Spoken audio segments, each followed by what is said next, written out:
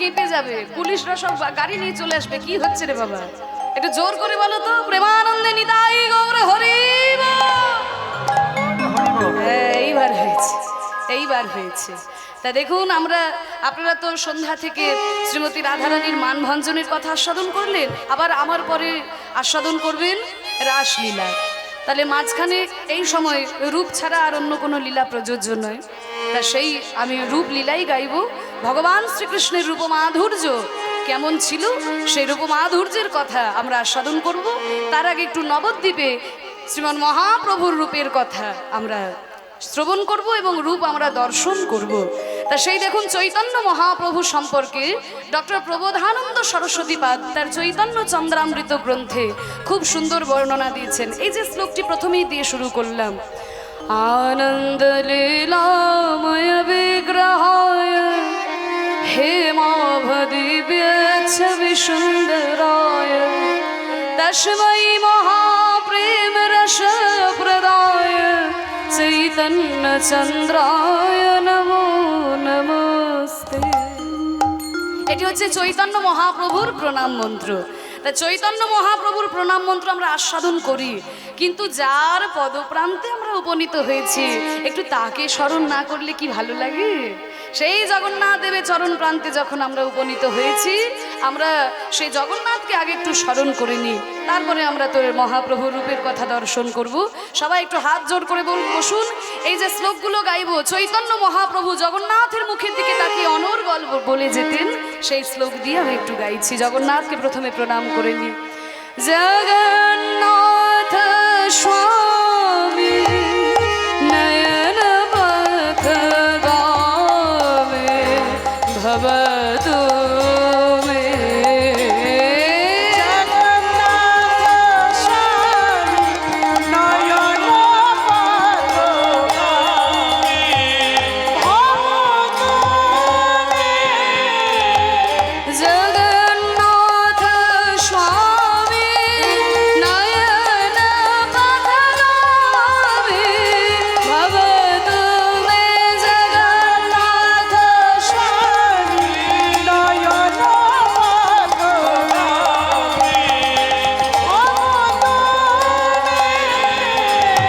কদাচিৎ কালিন্দিতটো বিপিন সঙ্গীত তরলো মুদাভির্নারিবদন কমল স্বাদ মধুপ রমা শম্ভু ব্রহ্মামরপতে গণেশার্চিত পদ। জগন্নাথ স্বামী নয়ন পথগামী ভবতু মে। জগন্নাথ স্বামী নয়ন পথগামী ভবতু মে। শ্লোকগুলো গাইছি, একটু মানেটা বলে দিই, তা না হলে আপনারা বুঝতে সুবিধা হবে না। শুধু আমি বলেই গেলাম, আপনারা কিছুই বুঝলেন না, শুধু প্রণাম করে গেলেন, এগুলো ঠিক নয়। একটু মানেটা বুঝে নেওয়া দরকার। বলছে কদাচিৎ কালিন্দি তট বিপিন সঙ্গীত তরল, মানে কদাচিৎ মানে কখনো, কদাচিৎ মানে কখনো, কালিন্দি তট, কালিন্দি মানে যমুনা, যমুনার তীরে বিপিন সঙ্গীত তরল, তার বাঁশির সুরে, যাকে আমরা জগন্নাথ হিসেবে দর্শন করছি, তিনি কি জগন্নাথ হিসেবে বিরাজ করছেন, কিন্তু এই জগন্নাথই কিন্তু কখনো ওই বৃন্দাবনের যমুনার তীরে বাঁশির সুরে সবকিছুকে তরল করে দিয়েছেন। কদাচিৎ কালিন্দি তট বিপিন সঙ্গীত তরল, বাঁশির সঙ্গীতের সুরে পাথর গলে গিয়েছে, যমুনা উজান বয়েছে। হ্যাঁ, তারপরে কি বলছে? কদাচিৎ কালিন্দি তট বিপিন সঙ্গীত তরল মুদাভিরি নারী বদন কমল স্বাদ মধুপ। আভিরি নারী মানে ব্রজগোপীগণ, আভিরি নারীর ব্রজগোপীগণের বদন কমল, বদনটা যদি কমল হয়, পদ্ম ফুল হয়, তা সেই পদ্ম ফুলের ভ্রমর স্বরূপ ছিলেন সেই প্রাণ গোবিন্দ। মুদাভিরি নারী বদন কমল স্বাদ মধুপ। তা তিনি যে শুধুমাত্র ওই ব্রজগোপীগণের, ব্রজগোপীর অনেকে মনে করতে পারে যে তিনি কি শুধুই তাহলে ওই ব্রজগোপীর যদি বদনের পদ্ম ফুলের মধু আস্বাদন করার জন্য তিনি বাঁশির সুরে সবাইকে মোহিত করেছেন তা কিন্তু নয়। এই জগন্নাথ যাকে আমরা দেখছি, কৃষ্ণ যাকে আমরা দেখছি, তিনি কিন্তু সাধারণ কোনো রাখাল ছেলে ছিলেন না, কারণ তিনি হচ্ছেন রমা শম্ভু ব্রহ্মা অমরপতি গণেশ আর চিতপদ। রমা মানে লক্ষ্মী, শম্ভু মানে শিব ঠাকুর, ব্রহ্মা অমরপতি মানে দেবতাগণ, আর গণেশ ঠাকুর সদা সর্বদা যার চরণ বন্দনা করে সেই ভগবান কখনো বৃন্দাবনে যমুনার তীরে বাঁশির সুরে ব্রজগোপীদের মনকে হরণ করেছেন। কদাচিৎ কালিন্দিত বিপিন সঙ্গীত তরল মুদাভিরি নারী বদন কমল স্বাদ মধুপ রমা শম্ভু ব্রহ্মামরপতি গণেশার রচিত পদ জগন্নাথ স্বামী নয়ন পথগামী ভবতু মে জগন্নাথ স্বামী নয়ন পথগামী ভবতু মহামহেস্তিরে কনক রুচিরে নীলা শিখরে বসন প্রাসাদান্তঃ সহজ বলভদ্রেণ বলীনাম সুভদ্রা মধ্যস্থ সকল দেব সেবাব শরদ জগন্নাথ স্বামী নয়ন পথগামী ভবতু মে জগন্নাথ স্বামী নয়ন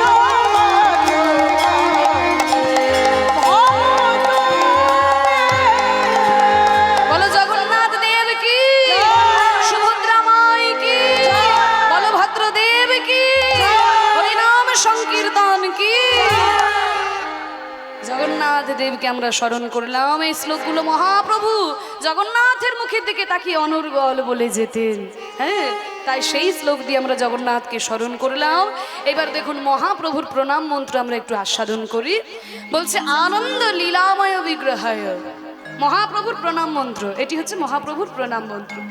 তা যখন দেখবেন কারোর প্রণাম মন্ত্র গাওয়া হয় তার রূপ গুণ স্মরণ করে তাকে প্রণাম করা হয়। হ্যাঁ, যে কোনো দেবতা দেবী মহাপুরুষ বলুন, প্রণাম মন্ত্র যখন গাওয়া হয় রূপ গুণ স্মরণ করে তাকে প্রণাম করা হয়। তা চৈতন্য মহাপ্রভুর প্রণাম মন্ত্রে বলছে কি আনন্দ লীলাময় বিগ্রহায়। মহাপ্রভুর স্বরূপটি কেমন? মহাপ্রভু হচ্ছেন আনন্দময় এবং লীলাময়। এই দুটো কথাতেই কিন্তু বিরাট বড় ব্যাপার। কারণ দেখুন মহাপ্রভু আনন্দময়, তাহলে কেমন আনন্দ তার মধ্যে বিরাজ করত? আনন্দ কাকে বলে? ও মায়েরা, কত রকমের আনন্দ বলতে পারো? বলে ওরকম ভাবে বলা যাবে না। যত রকমের মানুষ আছে তত রকমের আনন্দ, যত রকমের মানুষ আছে তত রকমের আনন্দ। বুঝতে পারছেন না তো? মনে করুন এই যে আমি কীর্তন গান করছি, কীর্তন গান করে আমার আনন্দ হচ্ছে। আরেকজন লোক আছে যার হিন্দি গান করে আনন্দ হয়, কেউ বিদেশি গান করলে আনন্দ পায়, আবার কেউ আধুনিক গান করলে আনন্দ পায়। তাহলে দেখুন একই গানের আনন্দটা এক একজনের কাছে এক এক রকম। তা সমস্ত পৃথিবীতে যা কিছু আনন্দ আছে সব রকমের আনন্দকে বিচার বিবেচনা করে শ্রীমদ্ ভাগবতে আনন্দকে 3টি ভাগে ভাগ করা হয়েছে। একটু উদাহরণ দিয়ে বলি, আপনাদের বুঝতে সুবিধা হবে। মনে করুন একজন ভক্ত একাদশীর দিন উপবাস করে সারাদিন হরিনাম সংকীর্তন করছে। সেই ভোরবেলা থেকে নাম সংকীর্তন গাইছে, নগর কীর্তনে বেরিয়েছে, খায়নি কিন্তু উপোস আছে সারাদিন হরিনাম করে আবার সন্ধ্যাবেলায় ফিরে এসে ভাগবত পাঠ করছে। ভাগবত পাঠ শ্রবণ করে সারা রাত্রিব্যাপী হরিনাম সংকীর্তনে নৃত্য করছে, খায়নি কিন্তু উপোস আছে। তা লোকটাকে জিজ্ঞাসা করবেন যে কি মশাই, সারাদিন আপনি না খেয়ে দিয়ে কি করেন কাণ্ড? হরি হরি বলে শুধু বাহু তুলে নৃত্য করছেন, না খেয়ে দিয়ে ভালো লাগে? কি পান এতে? কি পান? এই হরিনাম করে আপনি কি পান? লোকটাকে জিজ্ঞাসা করবেন, বলবে ভাই এই হরিনামের মধ্যে যে কি আনন্দ আছে তা তো আমি তোমাকে বলে বোঝাতে পারবো না। এই নামের মধ্যে যে কি মধু আছে, নামের মধ্যে যে কি আনন্দ আছে, এই আনন্দটা তো সাধারণ মানুষকে বলে বোঝানো যায় না। এই হরিনামের মধ্যে যখন আর থাকি তখন আমি ক্ষুধা তৃষ্ণা সব কিছু ভুলে যাই। এই যে আপনারা শত শত ভক্তের এখানে সমাগম হয়েছে, সেই সন্ধ্যে থেকে বসে আছেন না খেয়ে, কেউ কেউ কত দূর দূরান্ত থেকে ছুটে এসেছেন, অনুরাগ আছে বলেই তো। কেন না এই ভালোবাসেন বলে।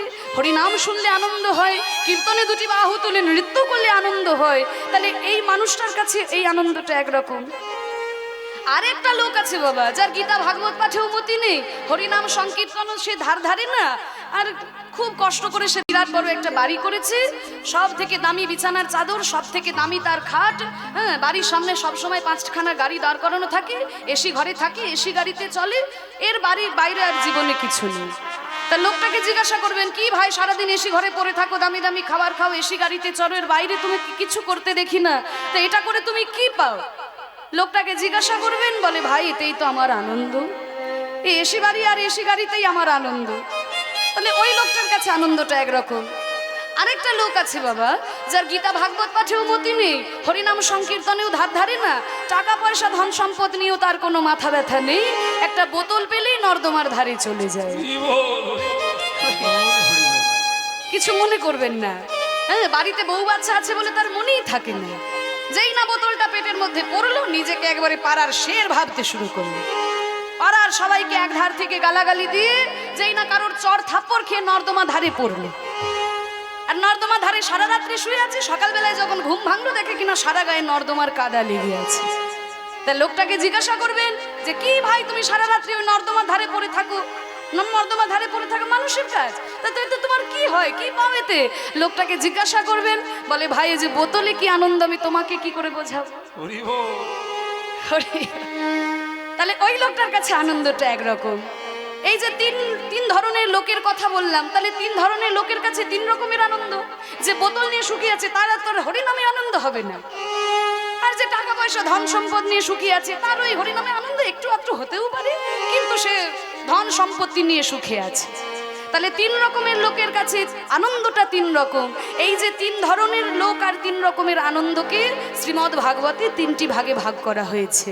ওই যে লোকটা সারাদিন একাদশীর দিন উপবাস করে শ্রীমদ্ ভাগবত পাঠ করে, নাম সংকীর্তন করে, নগর কীর্তনে বেড়ায়, তার যে আনন্দটা ভাগবতে, সেই আনন্দকে বলা হচ্ছে সাত্ত্বিক আনন্দ।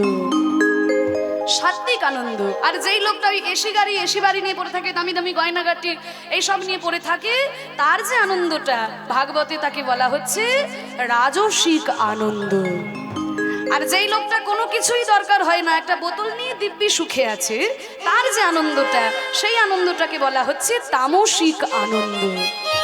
তাহলে এই যে 3 রকমের আনন্দের কথা শ্রীমদ্ ভাগবতে বলা হয়েছে, তাহলে এই 3 রকমের আনন্দের মধ্যে শ্রেষ্ঠ আনন্দ কোনটা? যেটা শ্রেষ্ঠ আনন্দ সেটাই নিশ্চয়ই মহাপ্রভুর মধ্যে ছিল, তাই না? তাহলে 3 রকমের আনন্দের মধ্যে যদি কোনো শ্রেষ্ঠ আনন্দ থেকে থাকে, সেটি হচ্ছে রাজসিক আনন্দ। হরি বল। রাজসিক আনন্দের দরকার আছে বাবা, কারণ বিবেকানন্দ নিজে বলেছিলেন যে রাজসিক আনন্দের দরকার আছে। সুখ ভোগের বাসনা যদি মানুষের মধ্যে না থাকে, তাহলে ভারতবর্ষ অর্থনৈতিক দিক থেকে উন্নতি করতে পারবে না। তাই রাজসিক আনন্দের দরকার আছে। তার শ্রেষ্ঠ আনন্দ যদি হয় রাজসিক আনন্দ, আর শ্রেষ্ঠতর যদি কোনো আনন্দ হয় সেটা হচ্ছে সাত্ত্বিক আনন্দ। তাহলে শ্রেষ্ঠতম কি কিছু আনন্দ আছে? বলে শ্রেষ্ঠতম যদি কোনো আনন্দ থাকে, সেই আনন্দ আমার চৈতন্য মহাপ্রভুর মধ্যে বিরাজ করত। সেটা রাজসিক আনন্দেও পড়ে না, সাত্ত্বিক আনন্দে হয়তো কিছুটা হলেও পড়তে পারে, কিন্তু তামসিক আনন্দ তো ধর্তব্যের মধ্যেই আসে না। আসে কি? তামসিক আনন্দ ধর্তব্যের মধ্যে আসে না। হরি বল। একটা বোতল যদি তোমার মনুষ্যত্বকে ভুলিয়ে দিয়ে তোমাকে একটা পশুতে পরিণত করে দেয়, তাহলে সেই আনন্দটা কখনোই শ্রেষ্ঠ আনন্দ হতে পারে না। রাস্তা ধারে নর্দমার ধারে পড়ে থাকা কি মানুষের কাজ? মানুষরা পড়ে থাকে নর্দমার ধারে। কারা পড়ে থাকে নর্দমার ধারে? ও মায়েরা, ওই গায়ে কাঁটার মতো লোম হয় না, হরি বল, কালো কালো দেখতে হয়, তারা পড়ে থাকে নর্দমার ধারে। তাহলে নর্দমার ধারে পড়ে থাকা মানুষের কাজ নয়। তাহলে একটা বোতল যদি তোমার মনুষ্যত্বকে ভুলিয়ে দিয়ে তোমাকে একটা পশুতে পরিণত করে, তাহলে সেই আনন্দটা কখনোই শ্রেষ্ঠ আনন্দ হতে পারে না। শ্রেষ্ঠ যদি কোনো আনন্দ থেকে থাকে সেটি হচ্ছে রাজসিক আনন্দ, শ্রেষ্ঠতর যদি কোনো আনন্দ থাকে সেটি হচ্ছে সাত্ত্বিক আনন্দ, আর শ্রেষ্ঠতম যদি কোনো আনন্দ থেকে থাকে সেই আনন্দ আমার চৈতন্য মহাপ্রভুর মধ্যে বিরাজ করত, সেই আনন্দটা হচ্ছে ব্রহ্মের আনন্দ। ব্রহ্ম কি দিয়ে তৈরি? সৎ, চিত আর আনন্দ, এই তিনটি পদার্থ দিয়ে ব্রহ্ম তৈরি হয়। এই ব্রহ্মের আনন্দ রাজস্বিক আনন্দেও পড়ে না, সাত্বিক আনন্দেরও ঊর্ধ্বে। এই আনন্দ লাভ করলে পরে অমানুষ থেকে মানুষ হয়ে যাওয়া যায়, আর মানুষ থেকে দেবতা পর্যন্ত হয়ে যাওয়া যায়। সেই ব্রহ্মের আনন্দ, সচ্চিদানন্দ আমার চৈতন্য মহাপ্রভুর মধ্যে বিরাজ করত। তাই বলছে আনন্দ লীলাময় বিগ্রহায়। তাহলে আনন্দের ব্যাপারটা বুঝতে পেরেছেন? বুঝতে পেরেছেন তো? এরপর বলছে লীলাময়। লীলা কাকে বলে? লীলা আর ঘটনা, এই দুটোর মধ্যে কি পার্থক্য?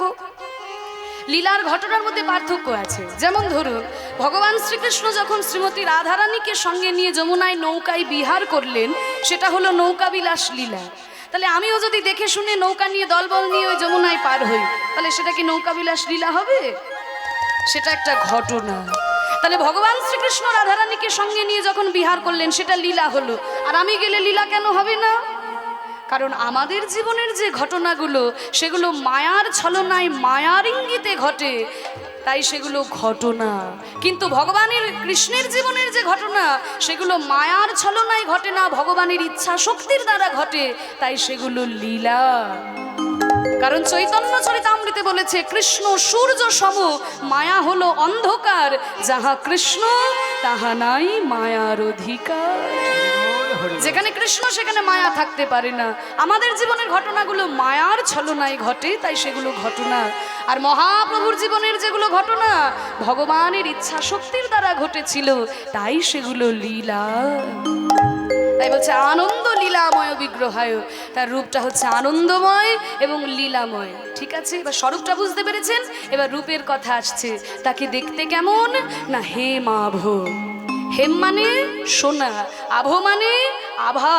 সোনার আভা দিয়ে যেন তার অঙ্গ কান্তি তৈরি হয়েছে। হরিবল, সোনার আভা দিয়ে অঙ্গ কান্তি তৈরি হয়েছে। হেম আভ, দিব্য ছবি সুন্দর। আর তার রূপটি কেমন? দিব্য রূপ, যেই রূপটা আমাদের সাধারণ নয়নে ধরা পড়ে না। আমরা বলতে পারবো না যে মহাপ্রভু ঠিক এই রকমই ছিলেন, কারণ তার রূপটা হচ্ছে দিব্য রূপ। আমাদের সাধারণ নয়নে সেই রূপ ধরতে পারা যায় না। হ্যাঁ, হেমাভ দিব্য ছবি সুন্দরায়, তার সময় মহাপ্রেম রসপ্রদায়। এইবার আসছে দেনা পাওনার কথায়। এতক্ষণ ধরে অনেক কথা শুনলাম মাগো। মহাপ্রভু আনন্দময়, তা নিয়ে আমি কি করব? মহাপ্রভু লীলাময়, তাতে আমার কি? মহাপ্রভু দেখতে সুন্দর, তা নিয়ে আমার কি লাভ আছে?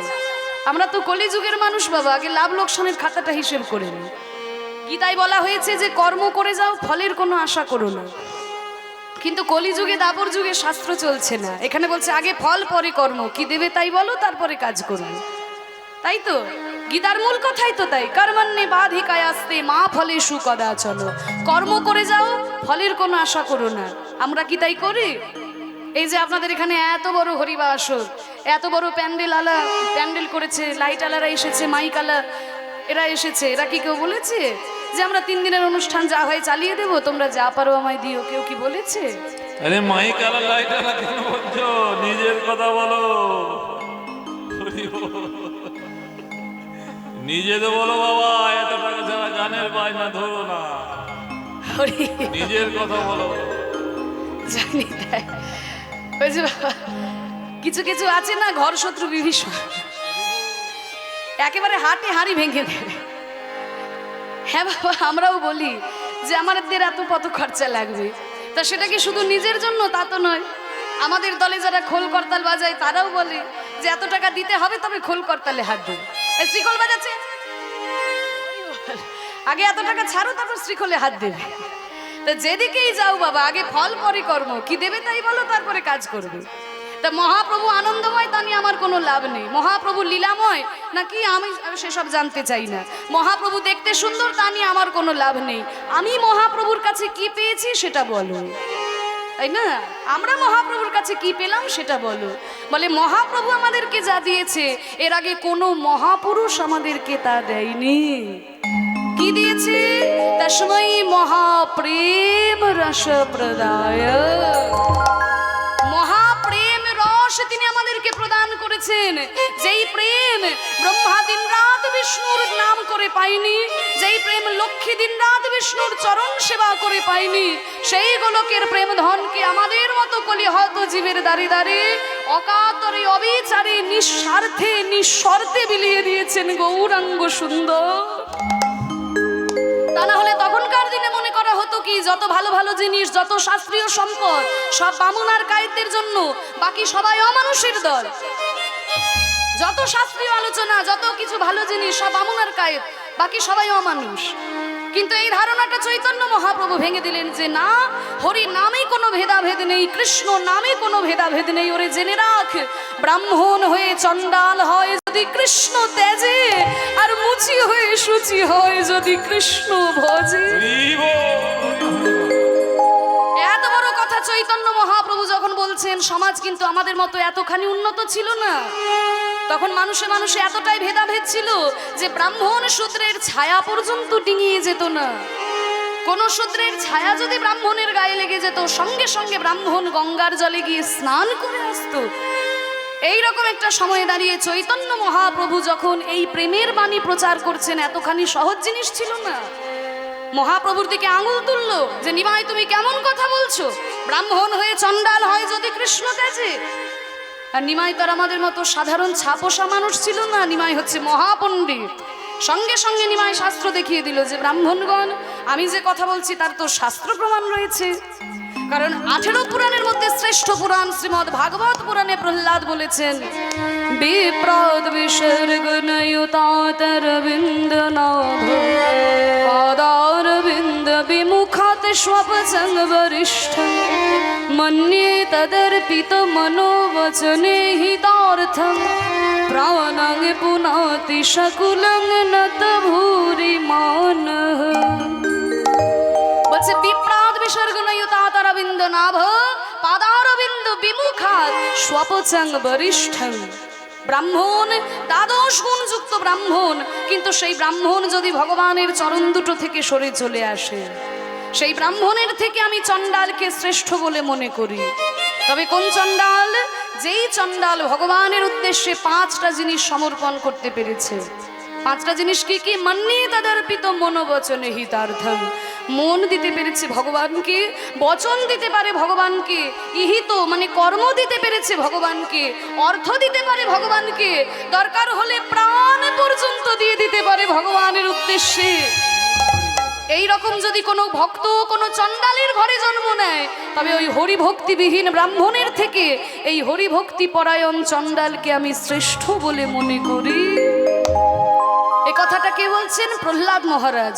কোন যুগে বলছেন? সত্য যুগে দাঁড়িয়ে বলছেন। তাহলে দেখুন মাগো, খাতা কলমে সব কিছুই ছিল, শুধু প্রয়োগে ছিল না। প্রয়োগে শেখালেন কি? প্রেমের ঠাকুর আমার গৌরাঙ্গ সুন্দর। সাধারণ মানুষের মধ্যেই প্রেমকে তৈরি করে দিলেন। তাই তো দেখুন আজকে এই হরিনামের আসরে এত এত ভক্তের সমাগম হয়েছে। আপনার পাশের লোকটি কোন জাতির, কোন ধর্মের, আপনি বিচার করে দেখেন। এখানে ব্রাহ্মণ শূদ্রকে জড়িয়ে ধরে, শূদ্র ব্রাহ্মণের গলা জড়িয়ে ধরে। 500 বছর আগে মানুষ ভাবতেই পারতো না কোন শূদ্র যদি কাছে কাছে আসতো, তাই না? সাহস তো কম নয়। তাহলে এই যে ভেদাভেদটা মানুষের মধ্যে ছিল, সেই ভেদাভেদটা মহাপ্রভু দূর করে দিলেন। ব্রাহ্মণ, ক্ষত্রিয়, বৈশ্য, শূদ্র, চণ্ডাল, মুসলমান কোনো ভেদাভেদ রাখলেন না, সব মানুষকে এক করে দিলেন। শুধু মানুষ পাশাপাশি বসবাস করলে একটা সমাজ তৈরি হয় না, মানুষের মধ্যে প্রেম থাকতে হয়। শুধু মানুষের ভিড় হয়, তাই না? যদি প্রেম না থাকে, পরপর যদি ইট চাপানো হয়, ইটের দেওয়াল তৈরি হবে কি? ইটের দেওয়াল তখনই তৈরি হবে যখন ওই ইটগুলোর ফাঁকে ফাঁকে বালি সিমেন্টের মশলা থাকবে। তাই প্রচুর মানুষ এক জায়গায় হলেই সেটা সমাজ তৈরি হয় না, শুধু মানুষের ভিড় হয়, ভিড় হয় শুধু। আর সমাজ কখন তৈরি হয়? যখন মানুষে মানুষে ভালোবাসা থাকে। ওই বালি সিমেন্টের মশলাটা কি দিয়ে তৈরি হবে? জল দিয়ে। আর জল মানেই রস, রস মানেই প্রেম। তাই তো দেখুন আপনাদের এখানে শত শত ভক্তের সমাগম হয়েছে। সবাই আমরা এক প্রাণ হয়ে এক মন দিয়ে ভগবানের নাম গাইছি। এটা 500 বছর আগে মানুষে কল্পনাই করতে পারতো না। এই বাংলায় সম্ভব হলো একমাত্র চৈতন্য মহাপ্রভু আমাদের মাঝখানে কৃপা করে এসেছিলেন। সেই বাঙালি জাতি হয়ে যদি আমরা মহাপ্রভুকে ভুলে যাই, সেই বাঙালি জাতি হয়ে যদি আমরা নিত্যানন্দকে ভুলে যাই, তাহলে আমাদের মতো অকৃতজ্ঞ জাতি আর কেউ হবে না। তাই বলছে মহাপ্রভু কি দিয়েছেন, তার সময় মহাপ্রেম রস প্রদায়, মহাপ্রেম রস তিনি আমাদেরকে প্রদান করেছেন, যেটা কোনো মহাপুরুষ আমাদেরকে তা দেয়নি। তাই চৈতন্য মহাপ্রভুকে বারবার প্রণাম জানাই। তস্मै মহাপ্রেম রস প্রদায় চৈতন্য চন্দ্রায় নমো নমস্তে, চৈতন্য চন্দ্রায় নমো নমস্তে। কত সুন্দর শ্লোকের মধ্যে দিয়ে ব্যাখ্যা করেছেন ডক্টর প্রবোধানন্দ সরস্বতী পাদ তা চৈতন্য চন্দ্রামৃত গ্রন্থে। তা সেই মহাপ্রভুকে মাগো আজকে দর্শন করেছেন নদিয়ার এক নাগরী, নদিয়ার এক গৌর নাগরী। তারা কিন্তু মহাপ্রভুর কাছাকাছি যেতে পারতো না, নিজেদের বান্ধবীদের মধ্যে আলোচনা করতো মহাপ্রভু সম্পর্কে। তা একজন নাগরী আজকে মহাপ্রভুকে দর্শন করেছেন নদিয়ায় যে পথে যখন মহাপ্রভু যাচ্ছিলেন, আর এসে তার সখীর কাছে বলছে, জানিস সখী, আজকে আমি ভুবন ভোলানো গৌরাঙ্গ রূপ দর্শন করে এলাম। নাচতে নাচতে যাচ্ছিল ওই সুরধ্বনির তীর দিয়ে, আমি দেখে এলাম, কি দেখলাম জানিস? ওই ধবল পাটের জোর পড়েছে, রাঙা রাঙা পার দিয়েছে, ধবল পাটের জোর ধবল পাটের জোর পড়েছে, রাঙা রাঙা পার দিয়েছে, ধবল পাটের জোর পড়েছে, রাঙা রাঙা পার দিয়েছে, চরণ উপরে দুলে যেছে কুচা গো, চরণ হরি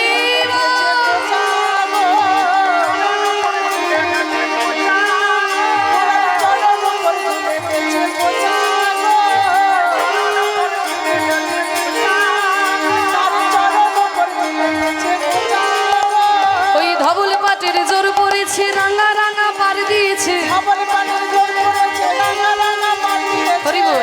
দেখুন মহাপ্রভু কি করে যাচ্ছিল, ধবল পাটের জোর, ধবল মানে হলুদ, পাটের জোর, জোর মানে ধুতি আর চাদর, একসঙ্গে বলে জোর। এটা হচ্ছে বাঙালির আদি পোশাক। এখন তো বাঙালিরা ভুলেই গেছে, তাই না? একবার পরে, জীবনে একবার পরে, কখন জানেন? বিয়ের সময়, বিয়ের সময় শুধু পরে জোর। তাহলে ওই হলুদ রঙের ধুতি আর চাদর, তাহলে ধবল পাটের জোর পড়েছে, রাঙা রাঙা পার দিয়েছে। তাহলে রাঙা পাড়টা কিসের? লাল রঙের, হলুদ ধুতিতে লাল রঙের পাহাড়, আর ভুবন ভোলানো গৌর রূপ আমি দর্শন করিলাম। ওই ধবল পাটের জোর পড়েছে, রাঙা রাঙা পার, ওই ধবল পাটের জোর পড়েছে, রাঙা রাঙা পার দিয়েছে, চরণ উপরে দুলেছে কোচা গো, চরণ উপরে দুলেছে কোচা গো, বাকমল সোনার নূপুর বেজে যেছে মধুর মধুর উলুধ্বনি।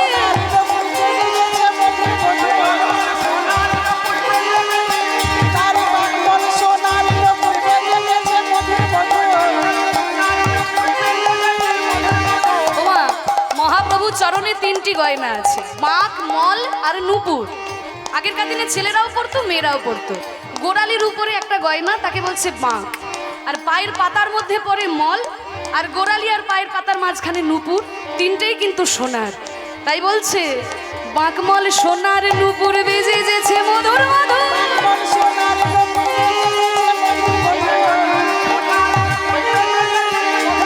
রূপ দেখিয়া ভুবন মূর্ছা গো,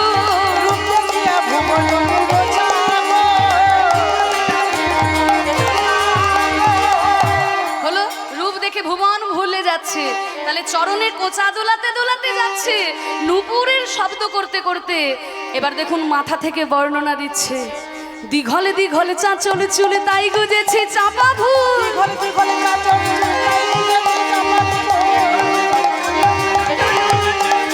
ওই দীঘলে দীঘলে চাঁচলে চুলে তাই গুজেছে চাপা ফুল, কুদমালতির মালা বেড়া ঝোটা গো,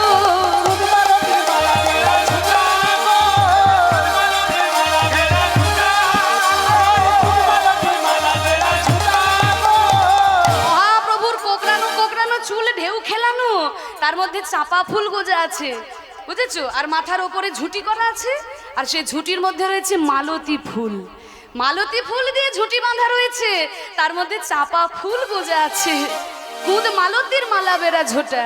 এরপর চন্দন মাখা গোরা রায় বাহুদুলায় নেচে যা,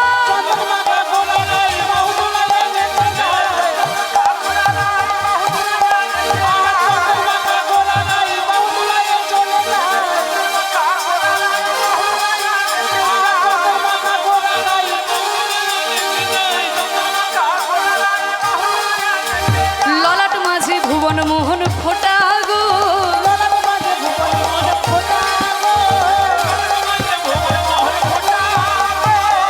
সারা গায়ে তার চন্দন মাখা রয়েছে আর কপালে রয়েছে চন্দনের চাঁদ।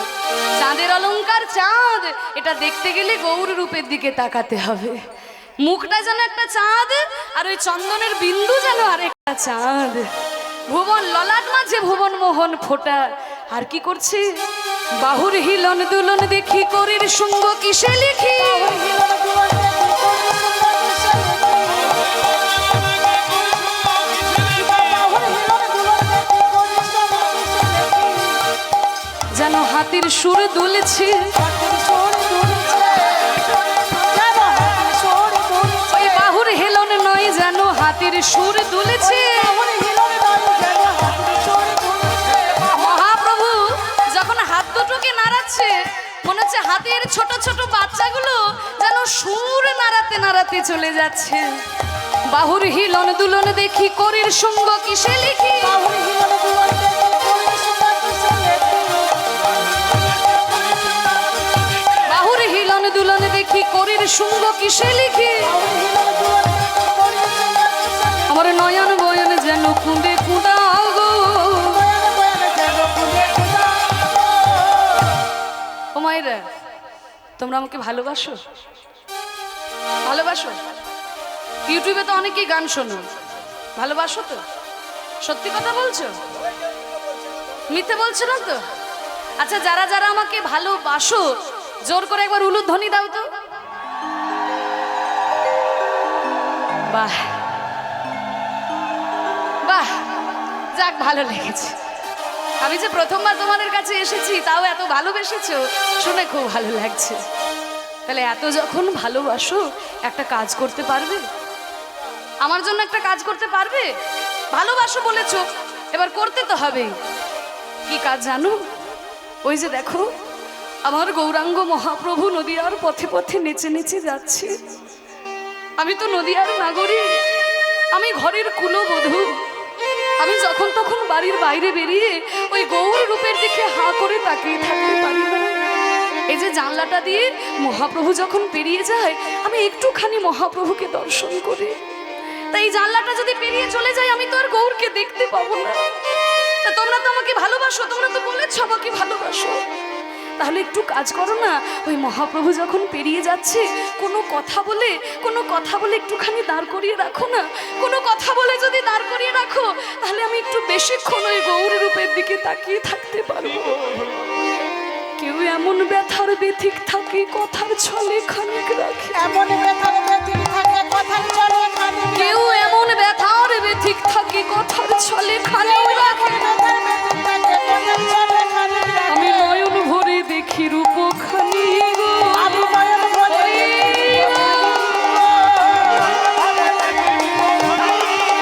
আমি নয়ন ভরে দেখি রূপখানি গো।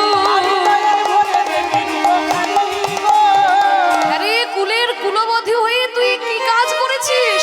ওই গৌরের রূপের দিকে নয়ন দিয়েছিস। এখন যে তোর কুল মর্যাদা সব চলে যাবে। লোচন দাস বলে কেন নয়ন দিলি গৌর পানে। হরি বল। লোচন দাস আমাদের বীরভূমের পদকর্তা। দেখুন, একদম বীরভূমের ভাষা। কেন লোচন দাস বলে কেন নয়ন দিলি গৌর পানে। এই কেন বটে, এগুলো কিন্তু আমাদের বীরভূমেরই ভাষা, একদম নিজের ভাষায় রচনা করেছে। লোচন দাস বলে কেন নয়ন দিলি গৌর পানে, তুই কুল মজালি আপনায় আপনি গো, তুই কুল মজালি আপনায় আপনি গো। হরি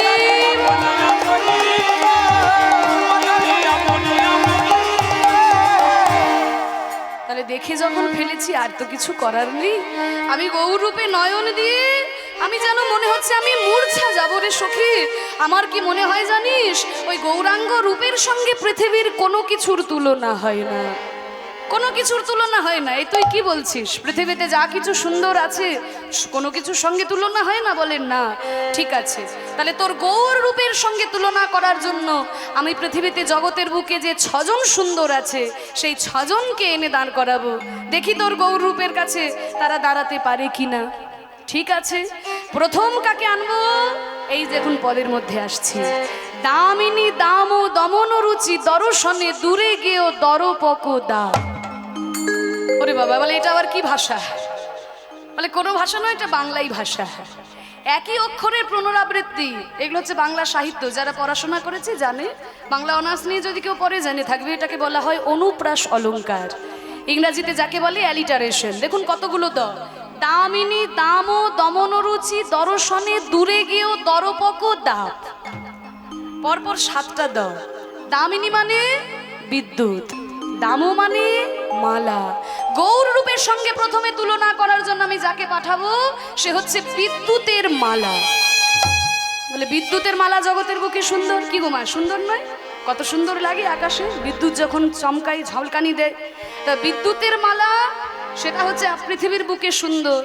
বলে শোন, ওই বিদ্যুতের মালার সঙ্গে আমার গোরা রূপের তুলনা হয় না। কারণ বিদ্যুতের মালা সুন্দর, আমার গৌরাঙ্গ সুন্দর, কিন্তু বিদ্যুতের মালার মধ্যে ভয় আছে। আছে না? ভয় আছে না? যখন আকাশে বৃষ্টি পড়ে, যখন মেঘ ডাকে, তখন বারবার সবাই প্রণাম করে বলে ঠাকুর যত খুশি বৃষ্টি দাও যেন বিদ্যুৎ না হয়, তাই না? বজ্রপাত যেন না হয়। তাহলে বিদ্যুৎকে আকাশের বুকে কেউ ভালোবাসে না, কিন্তু আমার গৌরাঙ্গ রূপ, আমার গৌরাঙ্গ রূপের দিকে যদি একবার কেউ তাকায়, আর ওই আকাশের বিদ্যুতের রূপ যদি একবার তাকানো হয় চোখ ঝলসে যায়। কি গো, একবার যদি বিদ্যুতের দিকে তাকাও, তাকিয়ে থাকতে পারবে? চোখটা ঝলসে যাবে। কিন্তু আমার গৌরাঙ্গের এমন ভুবল ভোলানো রূপ, সেই রূপের দিকে তাকিয়ে থাকলে মনে হয় দেখেই যায়, নয়ন সরাতে ইচ্ছে করে না। আর আকাশের বিদ্যুতের ভয় আছে, আমার গৌর সোনার মধ্যে কোনো ভয় নাই, গৌরাঙ্গ রূপে কোনো ভয় নাই।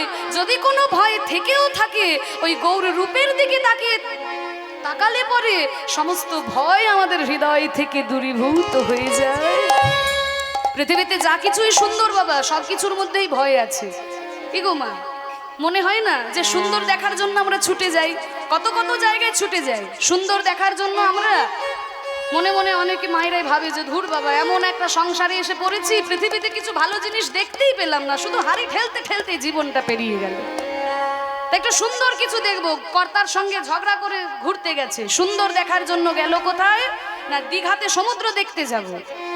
যেই সমুদ্র দেখতে গেল, সমুদ্র খুব ভালো লাগছে, কিন্তু এমন ওই জলোচ্ছ্বাস শুরু হয়ে গেল, এমন জলোচ্ছ্বাস চলে এলো যে একেবারে প্রাণ ভয় ছুটতে ছুটতে চলে এলেন ঘরে। ধুর বাবা, দীঘার আর পুরী আমার থাকুক, জগন্নাথ দর্শন করা হয়েছে ঠিক আছে, কিন্তু আর আমি যাব না সমুদ্র দেখতে। ঠিক আছে, শুনেছি নাকি পশ্চিমবঙ্গে দার্জিলিং পাহাড় খুব সুন্দর, তাহলে একটু দার্জিলিংয়ে ঘুরে আসি। দার্জিলিংয়ে গেল দেখার জন্য, কিন্তু এমন ওই ভূমি ধসের মধ্যে পড়ে গেল, প্রাণ ভয়ে ছুটতে ছুটতে ঘরে চলে এলো।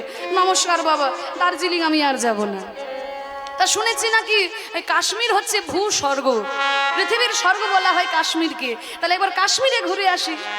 যখনই কাশ্মীরে গেলেন ঘুরতে, এমন যদি একবার গোলাগুলির মধ্যে পড়ে যায়, তাহলে নমস্কার করবেন কাশ্মীরকে, দরকার নেই আমার কোথাও ঘুরতে যাওয়া। তাহলে পৃথিবীতে যেখানেই যেখানেই সুন্দর আছে, সেখানেই সেখানে ভয় আছে। এমন কি কোনো জায়গা আছে সেখানে শুধু সুন্দর, কোনো প্রাণের ভয় নেই?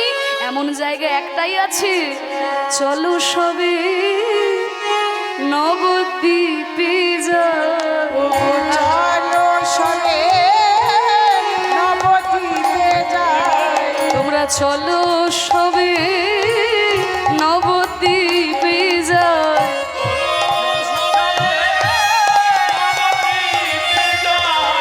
আমার গৌরাঙ্গ সুন্দর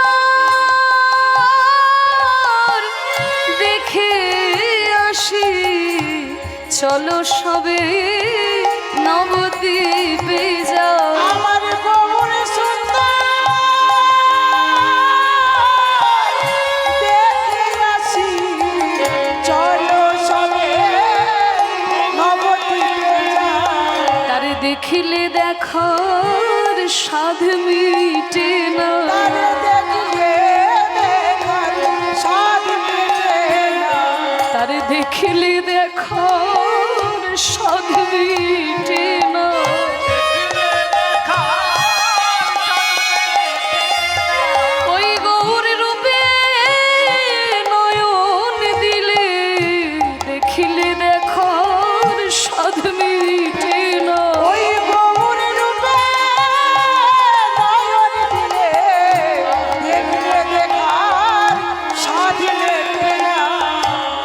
গৌরাঙ্গ সুন্দর হলো এমন সুন্দর, যার দিকে একবার তাকালে আর চোখ সরাতে ইচ্ছে করে না।